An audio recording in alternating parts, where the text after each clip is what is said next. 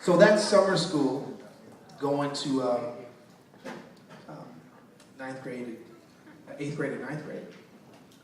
I had my MC Hammer pants on, and MC Hammer was playing at USC. And my auntie Anita, she says, Willie, I'm gonna take you to go see MC Hammer. I love me some MC Hammer, right? So I put on my whole MC Hammer outfit. And she was like, ooh, look, we can get backstage and we can see him as they walk onto the stage. So I have my own thing on, right? I'm standing there like, wow, look at MC Hammer, right? Oh, everybody, the whole crew do with the big old hair. So I'm standing there, and the security says, come over on the other side of the ropes, because they probably thought I was part of the crew.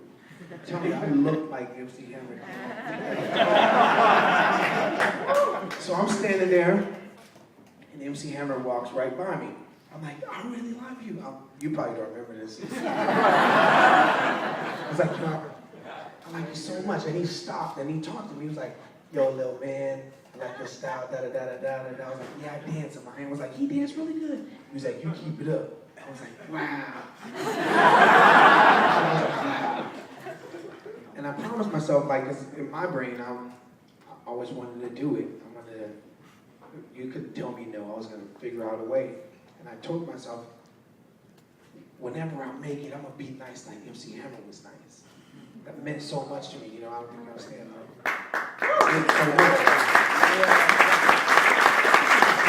So, you know, I got signed to Eazy-E in 11th grade. Ghostwriter for Eazy-E. These are just dreams. Like when you have dreams, 9th, 10th grade, I come to school with my demo tape, and I tell this guy, Stephen, yo, Stephen, give this to your daddy. Maybe I could get a record deal. Stephen says, you know, my dad's not going to listen to me, you know. To make a long story short, I tell Stephen in 10th, 11th grade, tell your dad to buy you some music equipment. You know, we can make beats after school. 11th grade comes around, he has music equipment. And 12th grade, we would leave school, after school, and make beats in his house. Eazy-E passes away with AIDS in 1995, 2 years after we graduated. And I call Stephen to get on the phone. Yo, Stephen, dude, I gotta make a new demo, man. I gotta start this new group called Black Eyed Peas, kind of record it in your bedroom. So he let us record our demo. That eventually got us our record deal in 1997. So we were working on our demo for 2 years out of Stephen's bedroom. To make a long story short, fast forward, 9 years later, Black Eyed Peas went off to sell 20 million records. And I'm sitting at this Universal Music Group honoring Doug Morris. And right next to me is Berry Gordy. And I just got finished coming from Ireland, working with Michael Jackson. And I leaned over to Berry Gordy and I said, you know, I just got finished working with Michael Jackson. That meant so much to me. You know, that guy was a hero to me. And he filmed Thriller down the street from my house in the alleys near the projects. And I remember telling my mom if I could go watch Michael Jackson. And she said, boy, you ain't gonna see no Michael Jackson. And I told Michael Jackson the story. Right? And Michael Jackson says, well, if your mom wanted to let you know, if you want to see me and do Thriller, then you wouldn't be with me right now. Right? I was like, yeah. Not like that, you know what I'm saying? Like, yeah, you know what I'm saying? With you right now. So I'm telling Berry Gordy this story. And I said, you know, beyond Michael Jackson, me and you are connected, you know that, right? He was like, oh, really? How was that? So when I was in the 10th grade, I gave your son my demo tape. And he never gave it to you. But I signed your son to my record label. Right? And now LMFAO, I'm in Miami, bitch. That was my friend since 7th grade. Right? How is it that you're just in junior high school with a dream and your friends encourage you, people like MC Hammer, you know, encourage you to go out and be yourself. And you have this dream, and you know somebody that's connected to Michael Jackson, Berry Gordy. How rare is that? Only because someone thought of having magnet busing for underprivileged kids to go get good education in the Palisades. That's how I was able to meet Stephen Gordy. And Stephen Gordy is Barry Gordy's son. And I had a dream to give him a demo. Never got it. But we had friends. We became friends. He got the music equipment. We recorded our demo in his bedroom. We bonded.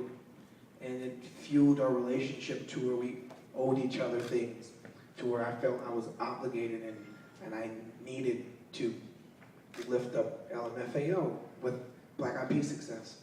So to be able to tell that to Barry Gordy, yo, I know your son never gave you the demo, but I gave your son a record deal and put their album out, and it's doing really good right now. You know the world's changing, Barry Gordy. It's a whole new industry.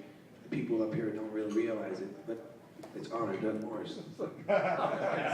It's all changing. What do you mean it's changing? Well, you know, music should be free, if you think about it. That's besides the point, this other mission. But that's, you know, I've always been dreaming and fighting for things ever since I was, you know, in the projects. And what brought up the scholarship was, here where I am really successful in music, and I meet people that I went to high school with that have college degrees that are asking me for jobs. And that hit me like, wow, that's really unfortunate. It's weird, it's odd. It symbolizes where America could be. So the scholarship program is something that means so much to me, even if I'm sending 5 kids to school a year. It's something that I feel I'm obligated to do. The mortgage thing is important because I've seen how my grandma's face lit up when I brought her out the projects. Most people don't realize that a project really truly is a project. Obama passed health care. After World War II, they passed the projects and the welfare. My family has been in the project since my grandfather came back from World War II. So to tell my grandma, hey, come to my birthday dinner, it's at my friend's house. And then when we blow out the candles, I say, this is your house, Nanny. All the images of the 50 some odd years she stood in the projects of her dreaming to one day have a house came true at 80. So when I saw that and what it took to do that, I'm like, well, dang. You're watching the news, you see all these foreclosures, and you're thinking, how much money did that family actually owe on that house? $40,000? $100,000? Turn on television and tell me what's happening with obesity and diabetes with our kids in schools. You know? So I see that. I travel overseas and see what teenagers look like in Ireland and what they look like in Europe, what they look like elsewhere. They don't look like American teenagers. That's scary. You should be afraid. You should be afraid. You should take a trip to Detroit and be afraid. Like, wow, this is America, right? And what will happen if a natural disaster happened in Detroit? It'd be worse than Haiti, probably just as the same, because there's nothing there. Go there at 1 o'clock on a Monday. Tell me how many cars you see during lunch. None. That's scary.